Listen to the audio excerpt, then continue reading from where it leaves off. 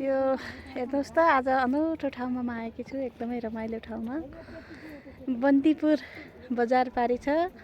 अनि यो पारी ठुलो देखिने यो एउटा रेस्टुरेन्ट हो। अनि यहाँ केबल कार पनि यही नजिकै यसैबाट आउँछ। अनि यो बन्दीपुर बजार हो।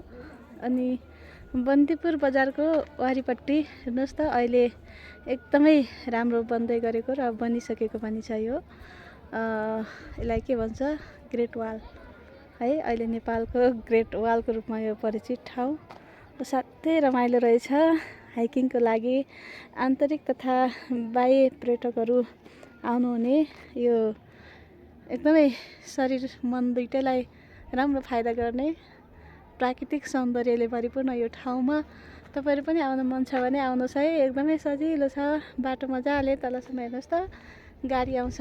मिनी बसमा पनि आउन सकिन्छ, आफ्नो साधन भए साधनमा पनि आउन सकिन्छ। साधनमा आयो त्यसपछि थोरै 10-15 मिनटको हाइकिङ गर्न पनि रमाइलो हुँदो रहेछ। म त आज हाइकिङ गर्न आएको, सबै साथीहरू जानुभयो, आफू त हिँड्न नसक्ने। अनि अलिअलि त हिँडेँ, त्यही पनि तपाईँहरूलाई पनि देखाउँ भनेर यहाँनिर भिडियो गर्नु बसेकी छु। कति राम्रो है।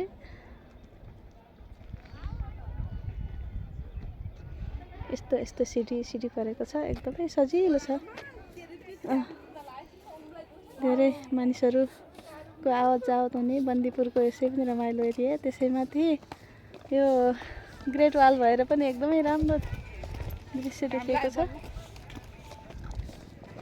दुईटैतिरबाट गाउँ देखिने, तलतिरको बजार देखिने यो बन्दीपुरको ग्रेट वाल असाध्यै राम्रो ठाउँ। बसहरू यसरी मिनी बसहरू आइरहेका छन्। अनि उता पारीदेखि नै बन्दीपुरको टुटीखेल हो। यता कुहिरोले टपक्क ढाक्दैछ। अनि माथि सिरे हावा, यो सिरेटो चल्दैछ। अनि हरियाली, आहा कति रमाइलो।